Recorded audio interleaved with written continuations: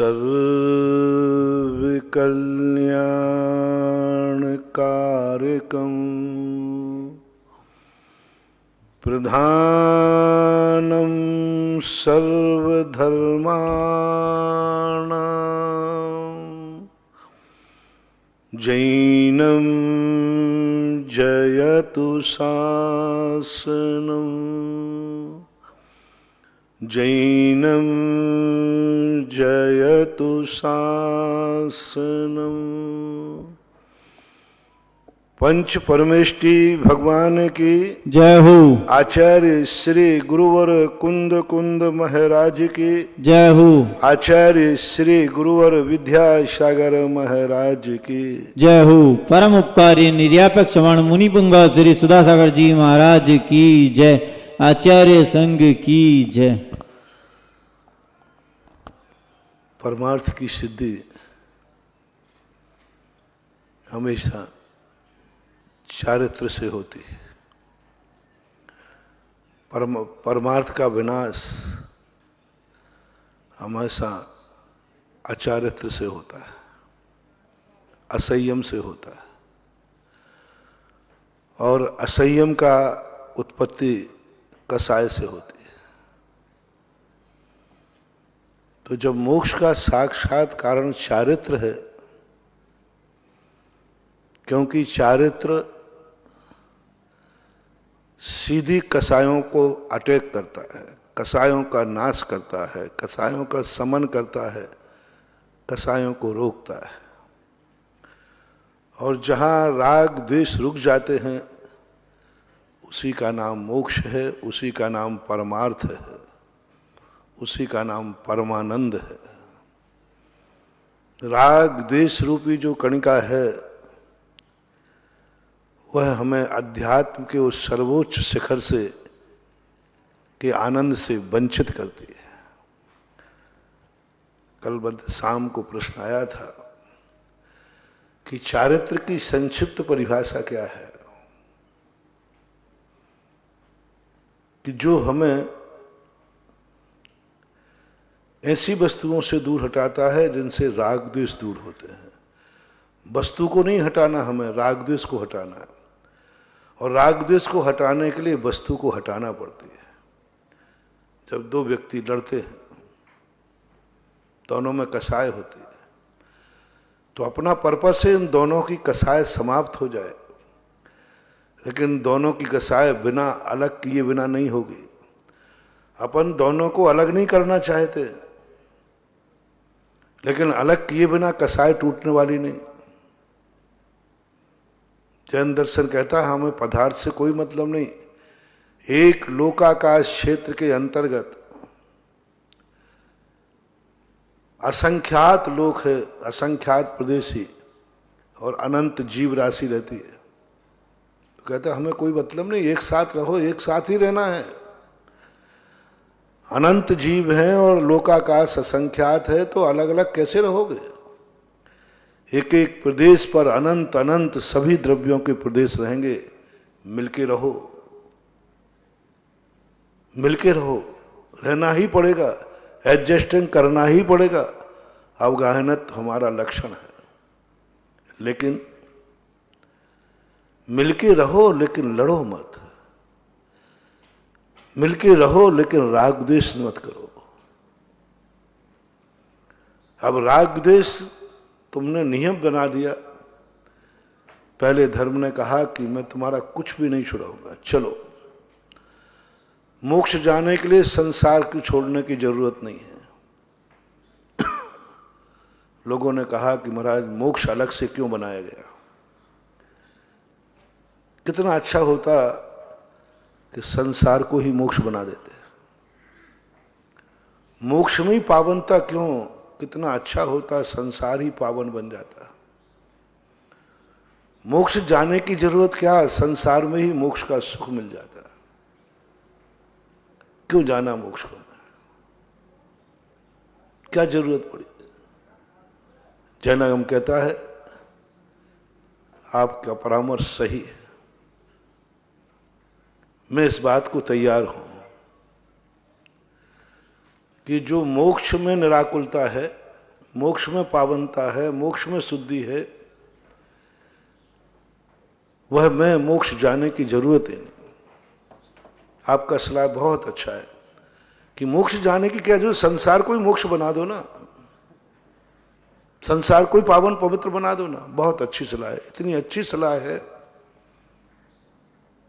कल जिनवाणी ने, जिनेन्द्र देव ने कहा, मैंने भी यही सोचा था, लेकिन संसार को पवित्र बनाना कोयले को धोने के समान है। एक बार राजा ने ऐसी गलती की थी, एक कोयले की कोठरी में चला गया, उसके सफेद कपड़े थे, थोड़ा दाग लग गया। राजा तो सन के होते हैं, उन्होंने आर्डर दिया, इस कोयले को सफेद कर दो, जितना साबुन सोडा पानी लगे। अब राजा ने कहने के बाद कौन बोले जी, सारे कुओं का पानी साफ करने के लिए लगाया गया, सब कुएं के पानी खाली होगा, सब खाली, लेकिन कोयला ज्यों का त्यों रहा। ये संसार काजल की कोठरी है, ये कभी पावन नहीं होगी, ये कभी पावन नहीं हो गए। पावन होने का सवाल ही नहीं उठता, हो ही नहीं सकती। क्या जरूरत है कर्मों को नाश करने की? कर्मों के साथ ही कोई रास्ता ढूंढो ना प्रभु। कर्म के साथ, शरीर के साथ बैठी हुई आत्मा परमानंद को प्राप्त हो जाए। क्यों इस शरीर को छुड़ाते हो? कर्म बने रहें, कर्म बने रहने दो, शरीर बना रहने दो, कर्म नो कर्म दोनों बने रहें, परमानंद ला दो। आचार्य कहते संभव नहीं। दो वस्तुएं जहां रहें, मैं बना दूंगा यही मोक्ष, शरीर के अंदर मोक्ष बना दूंगा, कर्मों के साथ मोक्ष का आनंद ला दूंगा। तुम एक गारंटी ले लो, जहां दो वस्तुएं मिलेंगी वहां खटपट नहीं होगी, राग द्वेष नहीं होगे, आकुल व्याकुल परिणाम नहीं होंगे, एक दूसरे को मिटने मिटाने का भाव नहीं करोगे, एक दूसरे को बनने बनाने का भाव नहीं करोगे। हो ही नहीं सकता, संभव ही नहीं, हो ही नहीं सकता, संभव नहीं है। क्या जरूरत थी घर छुड़ाने की? जैन दर्शन इतना निर्दय नहीं है कि तुम्हारा हरा भरा घर छुड़वा दे, परिवार माँ बाप छुड़ा दे। जैन दर्शन तो कहता है सब लोग अपने अपने घरों में रहें। हमें घर से ऐतराज नहीं है, परिवार से ऐतराज नहीं है, ऐतराज है कि घर और परिवार के साथ जो तुम्हारे परिणाम बिगड़ते हैं, राग द्वेष। वस्तु से तो जैन दर्शन घृणा करता ही नहीं है, वस्तु के संयोग से जो संयोगज भाव है, संयोग भाव और संयोगज भाव दो होते हैं। संयोग भाव से जैन दर्शन को कोई आपत्ति नहीं, करो ना संयोग, क्या फर्क पड़ता है। लेकिन संयोग के बाद संयोगज नहीं होना चाहिए, रिएक्शन नहीं होना चाहिए, तीसरी पर्याय उत्पन्न नहीं रहना चाहिए। दो हो, दो ही रहो बस। दोनों में कोई, उसको देखकर उसके परिणामों में अंतर, उसको देखकर उसके परिणामों में अंतर, बस वो परिणाम राग द्वेष खतरनाक है। प्रयास बहुत किया जैन दर्शन ने, करता ही है। कौन चाहता है? हर व्यक्ति ये कि तुम भी चाहते हो, भगवान ने भी चाहा, घर बैठे सबके बीच में वो परमानंद आ जाए। नहीं आया, क्योंकि राग और द्वेष कभी दूर नहीं होते। तीर्थंकर भी घर में रह करके बीतरागी नहीं बन पाया। हमें बीतरागता चाहिए, चाहे परिवार के साथ होवे या परिवार से रहित होवे, हमारे ऊपर छोड़ दिया ना। मोक्ष जाने के लिए, परमानंद के लिए, आत्मवैभव की प्राप्ति के लिए वीतरागता चाहिए। फैसला आपके हाथ में। नीति मेरी है, नियति आपकी है। आपकी नियत है, नीति मेरी है। क्या आप घर में वीतरागी हो सकते हैं? किसी तुम प्रयास कर लो, 6 महीने का मौका देता हूं। बनारसी दास ने 6 महीने का मौका लिया था, थक गए। उन्होंने कहा नहीं, संभव नहीं, घर में रहकर परिवार के साथ रहकर वीतरागी हो ही नहीं सकता, कितने ही प्रयास कर लेना हो नहीं सकता। कुंद भगवान ने कहा जहां परिग्रह है, पूरे परिग्रह का त्याग क्यों, क्या जरूरत पड़ी थी इन कपड़ों का त्याग कराने की? क्या कपड़े के पहने पहने धन दौलत के बीच में जल से भिन्न कमल नहीं हो सकते क्या? बोले मुझे कोई आपत्ति नहीं, मैं तो मकान नहीं छुड़ाऊंगा, धन दौलत नहीं छुड़ाऊंगा, कपड़े भी नहीं उतरो, कुछ नहीं करना, आप वीतरागी होकर दिखा दो। कुंद भगवान पुरुषन सार की चारे चूलिका में इसका जवाब देते हैं, इसका जवाब देते हैं। बहुत सारे लोग कहते हैं कि हमें परिग्रह के बीच में आत्मा का आनंद लाओ। परिग्रह हमसे नहीं छूटता है, परिग्रह हमसे नहीं छूटता, परिवार हमसे नहीं छूटता, धन दौलत हमसे नहीं छूटती, कपड़े आदि हमसे नहीं छूटते हैं। इनके साथ में रहते हुए कोई कला दिखाओ कि हमें परमानंद आ जाए। अच्छा इसलिए कहते हैं मुझे तो कोई आपत्ति नहीं, ना मुझे तेरे धन से कोई दिक्कत है, ना तेरे मकान से दिक्कत है, ना जायदाद से दिक्कत है, ना तेरे कपड़ों से दिक्कत है, मुझे तो कोई दिक्कत नहीं, मैं तो तैयार हूं, तू खुद इन सब के बीच में वीतरागी होके दिखा दे। वीतरागी होके तू दिखा दे, तू खुद कह दे कि मुझे तो कोई राग नहीं है। हवदिवा ना हवदि बंधो मदम में जीवेद काय चेठम्बे बंधो धुवम दीदो इदी समणो छटिया सब्बम। कुंद भगवान की गाथा है, असंभव शब्द का प्रयोग किया उन्होंने। बंधो धुवम दीदो इदी समणो छटिया सब्बम, एक परिग्रह का एक कण मात्र भी है तो राग द्वेष से रहित हो ही नहीं सकता, हो ही नहीं सकता। परमाणु मित्तम्पी रागा दीर्णम दुविज्यदे जस, राग भाव जागेगा जागेगा। मैंने इसलिए छुड़ाया, इसलिए दिगंबर मुनि बनाया कि इसके बिना कोई दूसरा रास्ता था ही नहीं, था ही नहीं। और आपको रास्ता मिल जाए तो बता देना, मैं बता दूंगा। आज तक कोई रास्ता नहीं बता पाया। उन्होंने कहा महाराज हम पंचेंद्रियों के विषयों का सेवन करते हुए भी कोई रास्ता है क्या?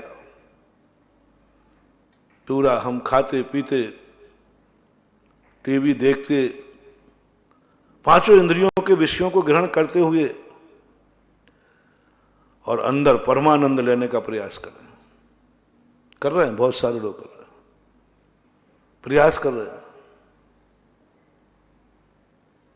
जैनियों में अजैनों में, अजैन लोग प्रयास कर रहे हैं परमात्मा का दर्शन करने के, जैनियों में बड़े बड़े अध्यात्मवादी प्रयास कर रहे हैं आत्मा का दर्शन करने के लिए। सब गृहस्थी के साथ, सबके साथ, पूरे वैभव में चौरम सबसे सरोवर हैं और फिर भी सोच रहे हैं कि मुझे आत्मा का वो परमानंद का स्वाद आ जाए। बंधु आप वीतरागी बन के दिखा दो, नहीं हो रहा। बनारसी दास फैल, बहुत सारे लोग फैल हो रहे, हो ही नहीं सकता किसी भी हालत में। विषय भोग और मोक्ष पयाने, दो ये काम नहीं होए सयाने। दो मुख सिए सिए न कंथा, दो मुख राही चले न पंथा। दो ये काम नहीं होए सयाने, विषय भोग और मोक्ष पयाने। अकाट सिद्धांत। दो मुख वाली सुई कभी कपड़े को नहीं सेके, दो घोड़ों पर सवारी करने वाला कभी मंजिल पर नहीं पहुंचता। और अक्सर व्यक्ति की आदत है, अपन तो सब तरफ के लड्डू खाए, दो ही काम नहीं होए सयाने। लोग चाह रहे हैं, प्रयास कर रहे हैं, बड़े बड़े पंडित समय सार पढ़ने के बाद भी प्रयास कर रहे हैं कि हमारे संसार के वैभव भोग विलासता भी नहीं छूटे और मुझे उस आत्मा का आनंद आ जाए, आत्मा का स्वरूप में हमें लीन हो जाऊं। असंभव बंधु। सिर से पहाड़ फोड़ना तो फिर भी सरल है, सिर से पहाड़ फोड़ना तो सरल है, लेकिन पंच इंद्रियों के साथ रह करके वीतरागी होना असंभव है, असंभव है।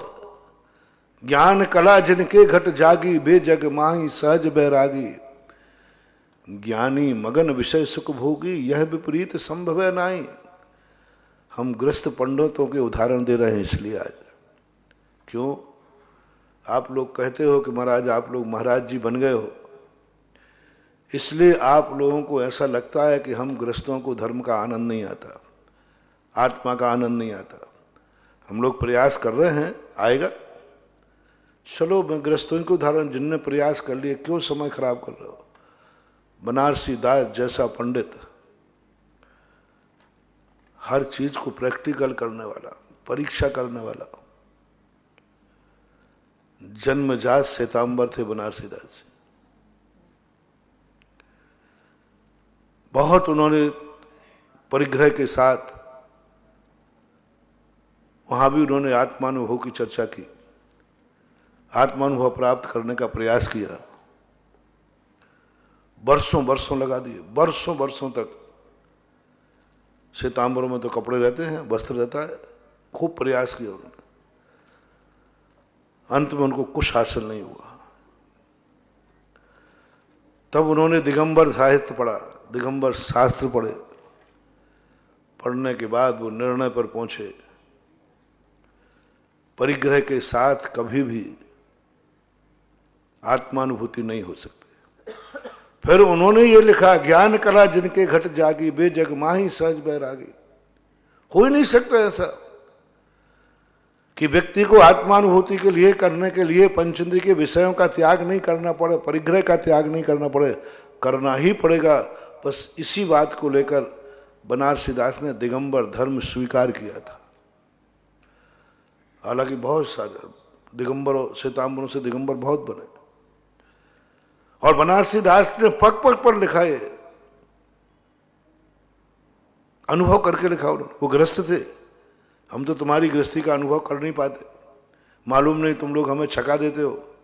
ऐसे कोई बात नहीं महाराज, हम लोग ऐसे नहीं हैं, हम लोगों को आत्मा का आनंद आता है, परमात्मा का आनंद आता है। आपने गृहस्थी भोगी नहीं है, इसलिए आपको ऐसा लगता है कि गृहस्थी पाप है, गृहस्थी बेकार है। हम लोगों को तो कभी नहीं लगता। हम लोगों को कई लोग जवाब देते, बोले महाराज आप लोगों को तो पता नहीं कैसा है, आप लोगों का मूड क्या हो गया, आप लोगों को तो सब चीजें बुरी लगती हैं। पता नहीं कैसे बुरी लगती है, हम लोगों को तो बहुत अच्छा लगता है। एक ही काम, बस ये नहीं करो, ये नहीं करो। हाँ, बस आप लोगों को तो हर चीज में रस है ही नहीं। आप लोगों को तो ना मिठाई में आहार करोगे, अब मीठा लोग दे रहे हैं, अरे ले लो ना चुपचाप, अच्छी चीज है, उसमें तुम्हें रस नहीं आता। हमें कोई देवे तो हम तो मांग के खा ले, और तुम महाराज लोगों को हम देते हैं तो भी नहीं लेते। आपको मिठाई में रस नहीं, वही बेकार लगने लगी, आपको कोई रस में रस ही नहीं रहा। आपको परिवार में रस नहीं। हम लोग जब परिवार से मिलते हैं तो ऐसा आनंद आता है जैसे मोक्ष मिल गया हो। परिवार का सदस्य कोई दिख जाए, मिल जाए तो हम लोग तो बहुत खुश होते। आप लोग तो पता नहीं, परिवार के सदस्य मिले तो भी आप आंख खोले होगे झुकावट लेते हैं। आप लोगों के परिवार के लोग आ जाए तो आप लोग अच्छा आगे तो वो आगे हो गए, और इधर परिवार के आ जाए तो देख रहे होंगे तो यूं और कर लेंगे, मुंह झुका लेंगे। बताओ, आपको परिवार के लोगों से घृणा हो गई, परिवार के लोगों से आपको रस नहीं, धन दौलत से आपको रस नहीं, पांच इंद्रियों के विषयों में कितना आनंद आता है आपको कुछ पता ही नहीं है, आपको उनमें रस नहीं। आपको तो पता नहीं कौन सा रस आ रहा है, वो रस हमें समझ में नहीं आ रहा है। यही तो बात है। मैं क्या करूं, बात हम तुम्हें जवाब दे नहीं पाते कि मैं कैसे कहूं। अभी कहूं तो कहोगे तो महाराज जी आपको कैसे पता कि इसमें रस नहीं आ रहा है। मैं तो जवाब ही नहीं दे पाऊंगा। कितने संसार के कार्य हैं जिनमें तुम्हें रस आ रहा है, और मैं कहूं ये सब नीरस हैं, ये बेकार हैं, और किसी ने खड़े होकर कह दिया महाराज आपको कैसे पता कि सब बेकार है, तो हम तो यही कहेंगे भाई शास्त्र में पढ़ा है। बोले तुमने तो पढ़ा है, हम लोग तो रस ले रहे हैं। तो लिखी बात साची है कि अनुभव की बात साची है? अनुभव बात साची। अब तो चुप हो जाएंगे। मुझे तो एक बार किसी ने चुप कर दिया था। बोले महाराज जी आप बड़ी शराब की गुटखा की बुराई करते हो, आपने कभी शराब पी क्या? मैंने कहा नहीं पी। तो पर महाराज जिस संबंध में आप कुछ नहीं जानते उसमें क्यों पटर पटर करते हो, क्यों बोलते हो? आपने कभी पी नहीं है और फिर कहते शराब बुरी है, बहुत बुरी है, बहुत बुरी है। आप पहले पी के देखते, आपने कभी गुटखा खाया ही नहीं। मैंने कहा भैया मैंने तो गुटखा खाया ही नहीं। बोले महाराज फिर क्यों बोलते? मैंने कहा मेरे समझ चलता ही नहीं था। तो बोले उससे संबंध में और क्यों बोलते हो आप कि बुरा है? हम लोगों से पूछो कितना आनंद आता है, शराब पीने वाले से पूछो इतना आनंद आता है कि वो घर के सोने चांदी के जेवर बेच देता है। हाँ, जायदाद बेच देता है, अपनी पसीने की कमाई। शाम को देखो शराब में यदि आनंद नहीं होता तो महाराज आप इससे अंदाज लगाइए, जो मजदूर दिन भर में मेहनत से काम करते, 48 टेम्परेचर पे काम करते, ठंड में काम करते, इतनी मेहनत की कमाई को शाम को एक पौआ लगाने में शराब में खर्च कर देते। आप इससे अंदाज लगाओ शराब कितनी अच्छी चीज है। कौन व्यक्ति अपने पसीने की कमाई को बहाएगा? और वो इतनी मेहनत करके लाते, परिवार का सिर फोड़ देंगे लेकिन शराब चाहिए। जायदाद बेच देते नशेड़े लोग, चोरी कर लेते, जेल चले जाते हैं नशेड़े लोग। इसका अर्थ है महाराज नशे में कोई दम है, उसमें कोई अच्छाइयां हैं, उसमें कोई गुण है, अन्यथा ये सारी दुनिया पागल तो नहीं है। जिस दिन आप पीना शुरू करोगे ना तो जिंदगी में छोड़ोगे नहीं महाराज, इतनी अच्छी चीज है।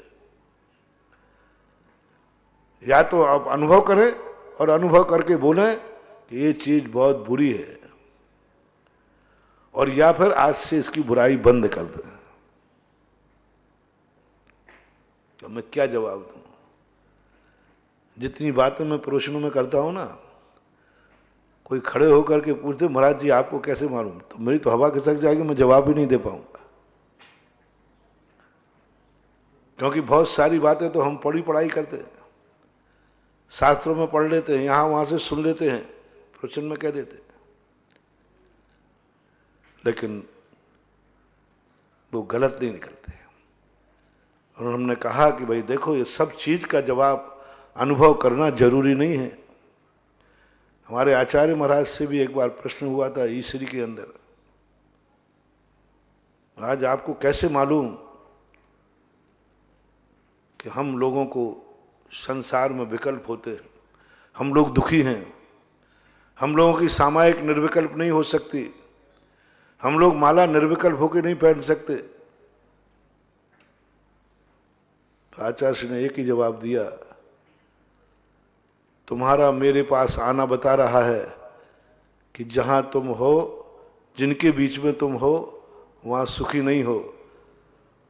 हम तो तुम्हारे पास नहीं गए, तुम ही मेरे पास आए हो। इसका अर्थ यहां सुख है।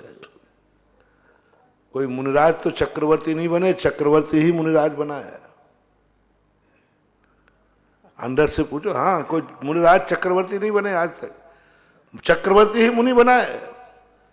चक्रवर्ती में सुख नहीं तभी तो वो मुनि बना है। या संसार विषय सुख होता, तीर्थंकर क्यों त्यागे, काहे खोस विसाधन करते, संयम सो अनुरागे। चलो हम लोग तो ठीक है, तीर्थंकर तो सब कुछ ग्रहण किया, चक्रवर्ती ने तो सब कुछ ग्रहण किया, क्या कमी थी? सब कुछ था, फिर भी वे छोड़ करके संयम मार्ग पर क्यों आए? वे तो अवध ज्ञानी थे, वो तो अवध ज्ञान उनके पास था, वे तो सब जान रहे थे कि संसार में ही सुख है, लेकिन उन्होंने छोड़ करके तीर्थंकर मुनि बने, चक्रवर्ती मुनि बने। इसी अनुमान से मैंने लगा लिया कि ये संसार दुख का आर्णव है। तुम्हारी परिणति, तुम्हारा मानसिक स्थिति ये बता रहे। यदि इसमें सुख होता तो तीर्थंकर जरूर गृहस्थ अवस्था से ही, गृहस्थ अवस्था में रहकर के मोक्ष का आनंद लेते हैं, और मोक्ष का आनंद गृहस्थ अवस्था में आ जाए तो फिर छोड़ने की जरूरत ही क्या है? क्यों छोड़ना? छोड़ने की जरूरत ही नहीं। आएगा नहीं, होगा नहीं। इसलिए चारित्र मोक्ष का साक्षात कारण है जो चर्चा मैं करना चाह रहा था कल की भूमिका में। फिर चारित्र से ही मोक्ष क्यों नहीं बताया? रत्नत्र क्यों मोक्ष? सम्यक दर्शन ज्ञान को क्यों लाए वो बीच में? चारित्र से मोक्ष होता है, पक्का है, मैंने पूरा खुलासा कर दिया। बिना चारित्र के मोक्ष नहीं होता। फिर सम्यक दर्शन ज्ञान की क्या जरूरत है? विश्व का एक दर्शन, जैन दर्शन ऐसा है जो चारित्र के पहले कुछ कहता चाहता है। दुनिया में सब कहते बस तुम तो चारित्र में चले जाओ, कहीं भी समर्पित हो जाओ। नहीं, चारित्र के पहले उन्होंने कहा सम्यक दर्शन और सम्यक ज्ञान, ये दो पहले चाहिए। हमें पहले ये नहीं चाहिए कि तुम क्या छोड़ोगे क्या नहीं छोड़ोगे। जैन दर्शन कहते पहले ये बताओ सही क्या है और गलत क्या है। कल का प्रवचन पहले, सबसे पहले ये बताओ मुझे क्या करना है। जो आप आदेश करो वो मैं छोड़ दूंगा, जो आदेश करो मैं छोड़ने को तैयार हूं। जो आप कहो मैं करने को तैयार हूं। जो आप कहो, मैं तो आपकी नकल करूंगा। 4000 साधु, 4000 राजा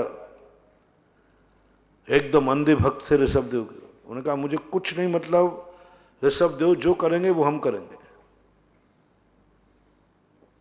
कर लिया, उन्होंने भी केस लॉन्च कर लिया, उन्होंने भी कपड़े फेंक दिए, वो भी ध्यान में बैठ गए। लेकिन 4000 भ्रष्ट हो गए। कई बार लोग दूसरे के भड़कावे में, दूसरे के कहने में, दूसरे की दीखा सेखी आगे बढ़ जाते, व्रत नियम ले लेते हैं, शांति नहीं मिलती, फिर वे व्रत नियमों को बदनाम कर देते। कई लोग ऐसा है जो धर्म को करने के बाद हम तो उनके कहने पे आ गए थे, अब महाराज ने जबरदस्ती नियम दिला दिया, मैंने ले लिया, मैं क्या करूं। बहुत सारे लोग करते थे, अब क्या करते।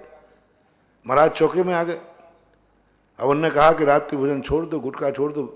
हम नहीं छोड़ते तो महाराज उठ के जाएंगे, और महाराज उठ के जाएंगे तो हमारे घर के परिवार के लोग हमारे प्राण लेते रहेंगे, तुम्हारे कारण से महाराज लौटे। हाँ, एक व्यक्ति ने यही कहा, बोले तू नहीं लेते, बोले आप उठ के चले जाते। पर घर वाले हमारे मम्मी पापा, फिर जो हमारी धुलाई करते और जो लाए ना देते, वो तो हमें महीनों सहन करना पड़ता। इसलिए क्या करें, अपनी इज्जत बचाने के लिए, क्लेश बचाने के लिए मैंने छोड़ दिया। जबरदस्ती दिलाते हो आप नियम। उसने बहुत सही कहा, जबरदस्ती दिया हुआ नियम कहीं ना कहीं तोड़ेगा। देखा सीखी का बना हुआ मुनि, हमारे यहां एक पशुडाल की कहानी आती है। जबरदस्ती उनके मित्र बारी शरण ने उसको मुनि बना दिया। उसका मन तो घर गृहस्थी में अटका था, परिवार में अटका था। वो मुनि बनकर के भी मुनि का आनंद नहीं ले पाया, बंधु, क्योंकि उसका मन वहीं अटका हुआ था। इसलिए सबसे पहले जैन दर्शन कहता है, मैं नहीं कहूंगा तुम्हें क्या छोड़ना है, मैं नहीं कहूंगा कि तुम्हें क्या करना है। पहले तुम मेरे से समझो, या तुम खुद समझो सही क्या है गलत क्या है। जल्दी छोड़ने मत बैठ जाओ, पहले गुण दोषों पर विचार करो, पहले हानि उपादान पर विचार करो। बाद की बात आएगी, पहले तो निर्णय करो, पहले सम्यक दृष्टि बनो, सम्यक दृष्टि बनो। सारे पाप करते हुए भी सम्यक दृष्टि, किंचित मात्र भी लाचे, लेस मात्र भी त्याग नहीं, फिर भी सम्यक दृष्टि। असंयम दशा है, ना मैं संयम ले रहा हूं ना लिया है, और इस भाव में हमारे लेने का भाव भी नहीं है। तो भी सम्यक दृष्टि। नरक जा रहा है, सम्यक दृष्टि। पाप कर रहा है, सम्यक दृष्टि। मात इतना सा एक शब्द कहलवाया था कल, जो तुम कर रहे हो, ये नहीं कह रहा हूं क्यों कर रहे हो, जो कर रहे हो क्या वह सही है? बस एक शब्द पूछा। तुम्हें बहुत क्रोध आ रहा था, बहुत गुस्सा आ रहा था, किसी ने टोका, भैया तुम्हें गुस्सा करना ठीक नहीं। नहीं, ठीक है, गुस्सा करना ही चाहिए। कई बार होता है कोई तुम्हें, नहीं क्रोध करना मेरा जायज है, क्रोध नहीं करूंगा तो मेरे सिर पर बैठ जाएगा वो, मेरा क्रोध करना बिल्कुल जायज है।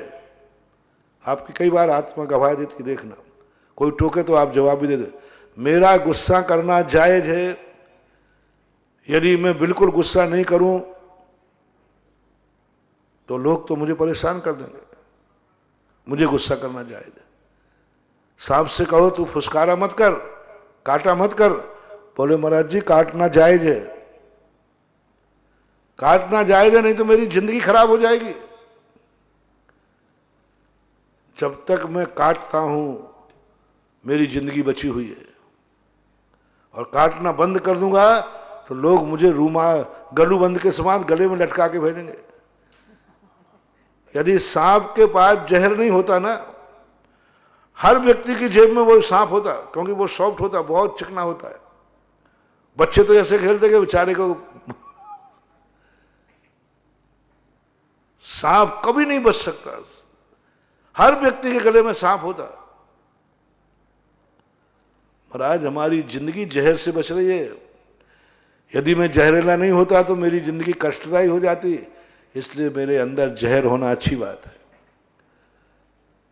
मुझे यदि गुस्सा नहीं आता ना तो ये सारे लोग मुझे मुश्किल कर देते।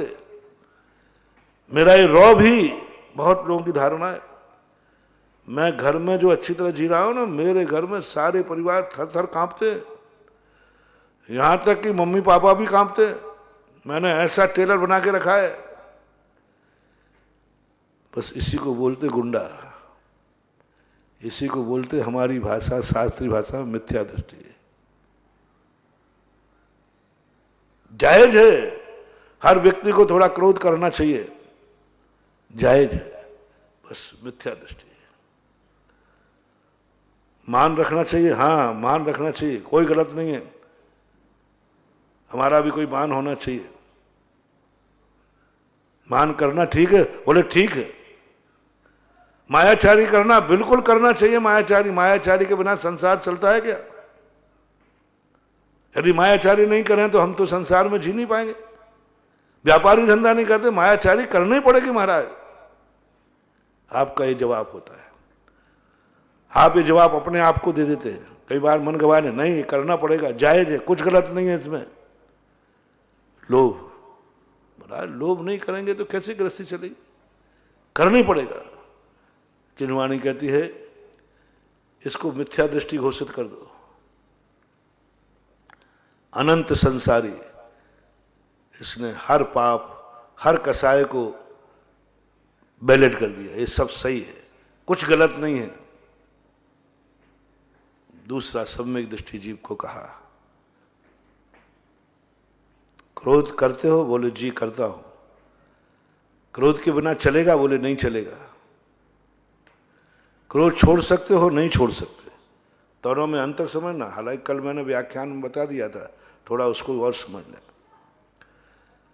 सम्यक दृष्टि और मिथ्या दृष्टि कौन है दोनों? उससे तो पूछा क्रोध करते हो? करता हूं। करोगे? करूंगा। गलत है कि सही? बोले सही है।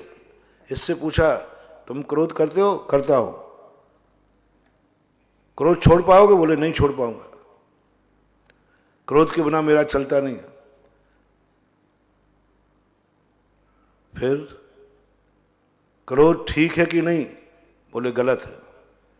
बस जैन दर्शन का समझना, अविरत सम्यक दृष्टि को, बस एक शब्द का अर्थ है गलत है। तुम बहुत मानी हो, मान करना ठीक नहीं है, मर करके हाथी होगे।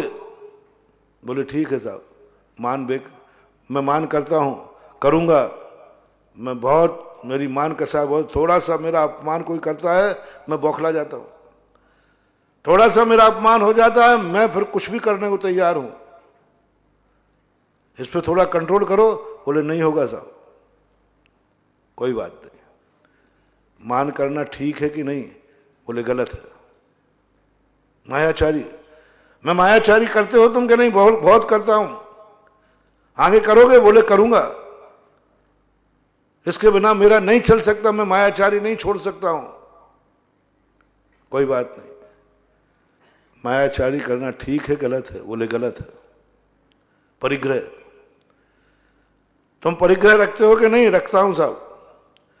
परिग्रह का त्याग कर सकते हो? नहीं कर सकता, मैं परिग्रह के बिना नहीं रह सकता, मैं त्याग भी नहीं करूंगा। अंतिम प्रश्न, परिग्रह ठीक है या सही है? बोले गलत है, पाप है। ऐसे हर पाप में फॉर्म भरवा लिया, जितने पाप वो करता था, जितने पाप वो करता था। और वो दावा कर रहा है, कल कहा था ना उसने, मैं सारे पाप कर रहा हूं, किए हैं, और मैं छोड़ूंगा नहीं। लेकिन अंत में एक जवाब उसने दे दिया, ये सब गलत था, गलत है, गलत ही रहेगा, ये गलत है, फिर भी मेरी मजबूरी है, मैं इस गलत कार्य को करूंगा। गलत है फिर भी मैं करूंगा, मैं इस गलत के बिना नहीं रह सकता। बस इतना सा, इसका नाम है सम्यक दर्शन, इसका नाम है सम्यक ज्ञान। ये दोनों एक साथ होते हैं, एक साथ होते हैं। जो महानुभाव चारित्र अंगीकार नहीं कर सकते, वे कम से कम एक बात का निर्णय कर लें कि मैं जो कुछ भी कर रहा हूं ये सब गलत है। बस इतना तो कर लो, मैं ज्यादा तुमसे अपेक्षाएं नहीं कर रहा हूं। दूसरे नंबर का बेटा तो बन जाओ, कम से कम ये तो मत कहो कि जो मैं कर रहा हूं वो सब सही है, मैं कभी गलत कर ही नहीं सकता, ये मत कहो। इतना एक वाक्य से देखो, अभी तुम्हारा कुछ भी नहीं छुड़ाया मैंने, सब कुछ कर रहे हो आप। इतने मात्र से पूज्यवर कार्तिकेय स्वामी कहते हैं, इतना मात्र स्वीकार करने से ये अनंत सागर सूख करके चुल्लू भर रह जाएगा। मात्र एक शब्द कहा आपने, कुछ भी त्याग नहीं किया। गलत है, बस गलत तो गलत ही है, चाहे मैं छोड़ूं या ना छोड़ूं, लेकिन गलत तो गलत ही है। मैं कसायों पे कंट्रोल करूं या नहीं करूं, कसाय तो गलत थी है तो है तो है, बस इससे मत डिगना। इतना मात्र सिद्धांत से अनंत संसार कट के अर्ध पुद्गल परावर्तन काल शेष रह जाता है, यानी चुल्लू भर रह गया। अब बोलो, पूरा सागर भर पाप सूख गया, सागर भर मिथ्या सूख गया, सागर भर सारी कसाएं सूख गई, अनंत संसार खत्म हो गया, एक चुल्लू भर सागर बचा। एक वाक्य में कितनी ताकत है सम्यक दर्शन में। सम्यक चारित्र एक चुल्लू भर पानी सुखाता है, सम्यक दर्शन पूरे सागर भर को सुखा देता है। पावरफुल कौन है? सम्यक दर्शन ने क्या काम किया? अनंत सागर था, अनंत, उसको सुखा करके एक चुल्लू भर रख दिया। यानी 70 कोड़ा कोड़ी के जो कर्म थे वो अंता कोड़ा कोड़ी बना दिए एक सम्यक दर्शन में। और सम्यक दर्शन कितना सरल है सो मैंने बता दिया। कुछ भी तुम्हें त्याग करने की जरूरत नहीं है, मां स्वीकार कर लो कि ये गलत है। इतना अंदर के अंदर प्रीति जागती है, इतना परिणाम उसके अंदर जागता है, और ऐसे कर्म टूटते हैं। ये 3 चुटकी बजता है बस, अधकरण, अपूर्वकरण, अनवृत्तिकरण। ये 3 चुटकी बजाने में जितना समय लगा, इस सम्यक दर्शन की इतनी हीट है कि पूरा संसार सूख गया, एक कोने में चुल्लू भर भरा रह गया, बस चुल्लू भर भरा रह गया। अब वो चुल्लू भर भरा पानी कठिन तो है, लेकिन ज्यादा नहीं है सागर के सब, लेकिन कठिन बहुत है। यानी सम्यक दर्शन ये जीव असंख्यातों बार प्राप्त करके छोड़ देता है, अनंतों असंख्यातों बार समुद्र को सुखा करके पुनः समुद्र को भर लेता है। अविरत सम्यक दृष्टि को कोई कष्ट नहीं है। सपोज कीजिए, लोग कहते हैं ऐसा कि महाराज चारित्र क्या काम करता है, एक चुल्लू भर पानी सुखाता है, सम्यक दर्शन तो देखो अनंत सागर को सुखा दिया। मैंने कि हाँ सुखा दिया, देखना अभी दोनों में कठिन कौन है सरल कौन है। एक कुआं गंदा हो गया था, बहुत गंदा था, अब उसको खाली करना था। कुछ नहीं करना, बाजार जाओ, हाउस पावर जो भी है मोटर लाओ, फुटबॉल उसमें उतार दो, प्लग लगा दो और बटन चालू कर दो और कुर्सी पर बैठकर आराम से पेपर पढ़ो, गप्पे करो, खा दो, पानी चल रहा है। कितनी रिक्स, कोई रिक्स नहीं, दोनों काम हो रहे हैं। कुआं भी खाली हो रहा है, पेपर भी पढ़ रहे हैं, चाय भी चल रही है, नाश्ता भी चल रहा है, गप्पे भी चल रही है, जो तुम्हें करना हो सब करो। अविरत सम्यक दृष्टि कैसा है देखो। अविरत सम्यक दृष्टि के बाद कितनी बड़ी कला दे दी। कुआं उसको खाली करना है, भरा कुआं है, गंदा है, उस गंदे कुएं खाली करने में उसको कुछ भी नहीं करना, अपने पूरे शौक पूरे कर रहा है। टीवी भी देख रहा है, मोटर चल रही है ना, टीवी देख रहा है, मोटर चल रही है ना, कोई मेहनत नहीं, कोई मेहनत नहीं। अब पूरा कुआं खाली कर दिया, देख लो सम्यक दृष्टि की मोटर ने, भेद विज्ञान ने, अंत में एक बाल्टी पानी बचा है उसमें। अब वो एक बाल्टी पानी भी खाली करना है, क्योंकि वो पानी खाली नहीं किया तो जो नया पानी आएगा वो भी गंदा हो जाएगा।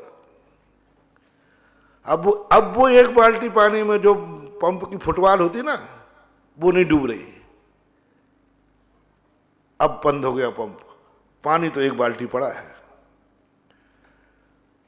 अब उस एक बाल्टी पानी को खाली करना, मात्रा में कौन ज्यादा था, एक बाल्टी पानी के जो खाली कर लिया वो, जो खाली कर लिया वो। अब एक बाल्टी पानी कैसे निकालोगे, और एक बाल्टी पानी नहीं निकाला तो तुम्हारी ये सारी मेहनत बेकार। पूज्यवर नेमीचंद महाराज जीव कांड के अंदर कहते हैं कि असंख्यातों बार तूने कुआं खाली किया, असंख्यों बार एक कसाय की गंदगी निकाली तूने, मिथ्यात्व निकाला, अनंतानुबंधी निकाली, मिथ्यात्व निकाला, गृहीत मिथ्यात, अगृहीत मिथ्यात, वैनिक मिथ्यात, एकांत मिथ्यात, अज्ञान विपरीत, सारे मिथ्यात की गंदगी तूने असंख्यातों बार निकाल दी, असंख्यातों बार।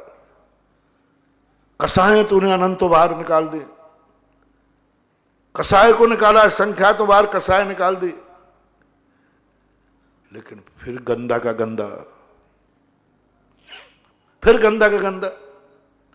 सुबह देखता है तो फिर कुआं ज्यों का त्यों भरा, गंदा गंदा। ऐसा कब तक करता रहेगा तो साहब ऐसा क्यों हो रहा है मेरे साथ? वो अंत का एक बाल्टी पानी पड़ा रह जाता है ना, वो सब गंदा कर देता है।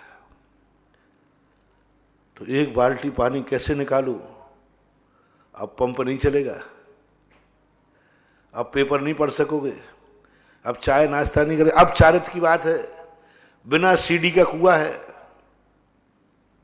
कोई सीढ़ियां नहीं इस कुएं में। एक बाल्टी पानी निकालने के लिए पहले उतरो, पहले तो कुआं में झांको, 100 फीट नीचे है वो एक बाल्टी पानी। अब उतरो कैसे, सीढ़ियां है नहीं, कमर में रस्सी बांध के कूदना कमर में रस्सी बांध के कूदना है। आधे प्राण तो वैसे ही निकल गए कुआं की गहराई देखकर। संसार में असंख्यात सम्यक दृष्टि है, ये संयम धारण क्यों नहीं कर पाते? जो व्यक्ति सागर पर पानी सुखा देते हैं, वे चुल्लू भर पानी क्यों नहीं सुखा पाते? ये विचारणीय प्रश्न। शुरुआत में जब मैंने स्वाध्याय शुरू किया तब मुझे यही लगा कि जो व्यक्ति सम्यक दृष्टि सागर के पानी को सुखा दिया और एक चुल्लू भर पानी नहीं सुखा पाया। लेकिन जब इसको पढ़ा, अनुभव में लिया, तब पता लगा कि पूरा कुआं खाली करने में कोई त्याग नहीं करना था, दोनों काम चल रहे थे। लेकिन चुल्लू भर पानी में तो अब रिस्क है, रस्सी बांध के कूटे और रस्सी टूट गई तो खत्म। चारित्र देखना, चारित्र किस लिए लिया जाता है? पहले तो तुम्हारी महिमा मैंने गा दी ना, सम्यक दर्शन का काम है पूरा सागर सुखाना, और चारित्र का एक बाल्टी के लिए चारित्र लिया जाता है, एक चुल्लू भर पानी सुखाने के लिए। लेकिन रिस्क कितनी है। चारित्र लेने पर यदि चारित्र लेने गया और कूद ही रहा है, रस्सी टूट गई, सीधा अस्मण पाउगम गन्नादीते निगोद पात्र, चकनाचूर हो जाएगा। चलो जैसे तैसे रस्सी नहीं टूटी, गुरु कृपा से, जिनवाणी की कृपा से, प्रभु की कृपा से हम नीचे उतर गए। अब उतर करके वो पानी मोटर से नहीं, हाथ से भरना है। अब बाल्टी भर भी ली, अब भरी बाल्टी लेकर ऊपर आना है। अब भरी बाल्टी लेकर ऊपर आना है, सीढ़ियां नहीं है, रस्सी के बल पे आना है। बाल्टी भरी है, बाल्टी भरी है। ओहो, कितने साधु, कितने चारित्री, कितने नियम लेकर के। पहली बात तो कुआं में झांकते ही हवा खिसक जाती है, मेरे बस की बात नहीं है, मैं नहीं कर सकता, मैं नहीं कूदा कुआं में, मरना है क्या? रावण कहता है महाराज के सामने, महाराज आकाश के तारे तोड़ के ला दूं, पंजा मारू जमीन पर पानी निकाल दूं, लेकिन मैं एक नियम नहीं ले सकता, चारित्र नहीं ले सकता। साक्षात कुएं में मरना है क्या? देखते ही सम्यक दृष्टि है, मिथ्या दृष्टि की चर्चा नहीं कर रहा हूं मैं। रावण को जैनागम में सम्यक दृष्टि माना है, सम्यक दृष्टि थे। सम्यक दृष्टि जीव ने नकार दिया, मैं उस बाल्टी के पानी भर के चुल्लू भर पड़ा है ना, मैं नहीं उतरूंगा, मेरे तो प्राण न कर रहे, झांकते ही प्राण न कर रहे हैं। संयम की बात कहते ही बड़े बड़े पंडितों के प्राण निकलते हैं, 12 व्रत नहीं ले पाते, मर जाते हैं। तत्वज्ञानी द्वादशांग ज्ञाता 12 व्रत लेने के हिम्मत, प्राण निकलते उनके नियम लेते ही, असंयम के साथ मरते हैं। मैंने तो नहीं सुना, कुछ शिकायत दो पंडितों की बात सुनकर, 99 पंडित असंयम के साथ मरते हैं। 99 कह रहा हूं, आप तो नहीं हो। यदि मेरी बात में कुछ गलत लग रहा हो तो आप पंडितों की लिस्ट उठा लो जिनको तुम पंडित मान दो, विद्युत परिषद और शास्त्री परिषद की लिस्ट उठा लो। ये तो ठीक वैलिड है ना, रजिस्टर्ड है, 2 परिषदें हैं अपने यहां बहुत बड़े विद्वानों की, विद्युत परिषद और शास्त्री परिषद। 4-4, 500 लोग हैं एक एक परिषद में।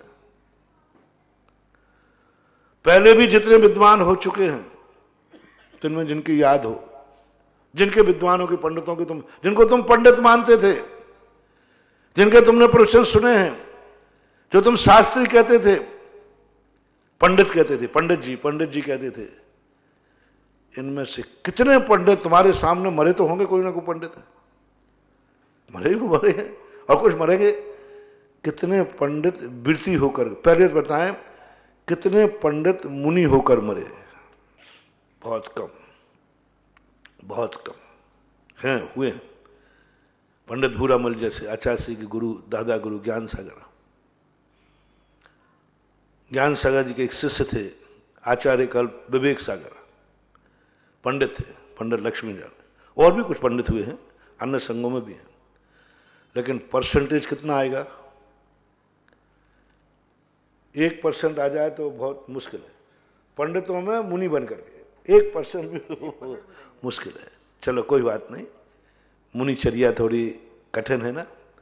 महाराज जी देखो, अब मुनिचर्या पे मत आप जाओ, हमसे सर्दी सहन नहीं होती, ठंड सहन नहीं होती, हमसे केस लॉन्च नहीं बनते, हमसे अंतराय पालन नहीं करते, हमसे भूख सहन नहीं होती, हमसे प्यास सहन नहीं होती, इसलिए हम लोग मुनि नहीं बन पाते हैं। शक्ति नहीं है, मैं करूं क्या?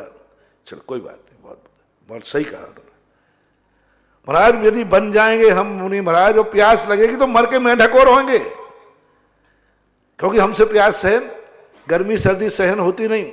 हाँ बहुत सही, बिल्कुल सही। मैं तो बिल्कुल कहता हूं मुनि जबरदस्ती कभी नहीं बनना। मुनि के लिए शक्ति चाहिए, 100% शक्ति। थोड़ी भी शक्ति है तो मामला बिगड़ जाएगा। इसलिए महाराज आप समझो, मैं बिल्कुल परेशान, कभी किसी को मुनि बनने की, पंडितों से मुनि नहीं बनते, मैं कभी नाराज नहीं होता, लेकिन कम से कम वृत्ति बन के तो मरो। 12 वृत्तों में तो भूख सहन करना, ना प्यास सहन करना, रजाई ओढ़ो ना, रजाई कितने किलो की? 3-3.5 किलो की बस। 5 किलो? 5 किलो तो वजन हो जाएगा ना। भारी हो जाएगी। कहाँ कहा कि वृत्ति बनने के लिए रजाई नहीं, ठंड सहन करना, बढ़िया कोट पहनो, जो कुछ पहनना, जो तुम्हें पहनना पहनो ना, कौन मना कर रहा है? अशुद्ध मत पहनना, ऊन के मत पहनना, कॉटन के पहनो ना, रजाई ओढ़ो ना, 2 बार खाओ, पानी पी लो बीच में, और क्या करोगे? प्यास सहन नहीं होती तो गर्मी में तुम्हें गर्मी लगती है, ठंडाई में बैठ जाओ, कूलर में बैठ जाओ, पंखे में बैठ जाओ, और क्या करोगे? वृत्ति बनने के लिए महानुभाव, प्रतिमाधारी बनने के लिए अब आपका कोई बहाना नहीं है। बुद्धू मत बनाओ, ये जैन दर्शन है। मुनि बनने के लिए तो आपका बहाना बिल्कुल ठीक है, क्योंकि मुनि बनना तो तलवार की धार पर चलना है। मैं बिल्कुल कहता हूं, मुनि बनने का आप 100 बहाने बना लोगे और हम मान जाएंगे, लेकिन वृत्ति बनने के लिए बहाना क्या है बता दो। वृत्ति बनने के लिए कौन सी शक्ति चाहिए? कौन सी शक्ति चाहिए? मां थोड़ा सा इंद्रियों पर निरोध नहीं करना, मन पर निरोध नहीं करना, मन को थोड़ा कंट्रोल करना है। खाने पर मनाही नहीं है, लेकिन अभक्ष नहीं खाना, मर्यादित खाना। पीने की मनाही नहीं है, लेकिन बिस्लरी मत पीना, कुएं के पीना। पानी की मनाही नहीं है। हाँ महाराज जी ऐसा है, वो कुएं के पानी से प्यास नहीं बुझती, गड़बड़ मत करना। पानी नहीं बना तुम्हारा, तुम्हें तो पानी से मतलब है ना कि मैं प्यास सहन नहीं होती, तो पानी पियो, दिन में 2 बार पी लो, और क्या करोगे? बिस्लरी का मत पीना, यही तो कह रहा हूं। नल का पानी पीना, बिना छना मत पीना, छान के पी लो ना। अब बहाना क्या है? छने पानी पीने से शायद शक्ति कम आती होगी। भोजन करने को हाँ मना, 2 बार खा लो ना। बाजार का मत खाना, होटल का मत खाना, अभक्ष मत खाना। भूखी तो मिटाना, तुमने कहा मेरे से भूख सहन नहीं होती, लो भूख का इंतजाम कर दिया। ठंड सहन नहीं होती, रजाई का इंतजाम कर दिया। महाराज मुझे परिवार से बहुत मोह है, मैं परिवार के बिना नहीं रह सकता, चलो परिवार के साथ रह लेना। मुनि बनने के लिए परिवार छोड़ना पड़ेगा। आपका बहाना, महाराज जी हम परिवार वालों को नहीं छोड़ सकते और परिवार वाले मुझे नहीं छोड़ेंगे। मुनि जबरदस्ती बना दोगे तो परिवार वाले मुझे याद करेंगे, हम परिवार को याद करते रहेंगे। हाँ बात सही है। नहीं नहीं, वृत्ति लेने परिवार के साथ रहो ना। ना हमें धंधा पानी करना चाहता, करो ना धंधा पानी।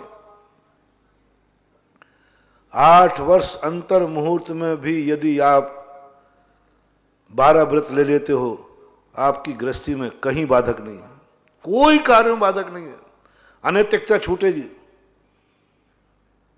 तीर्थंकर ने 8 वर्ष अंतर मुहूर्त में व्रत ले ली थी, पंचम स्थान हो गया था।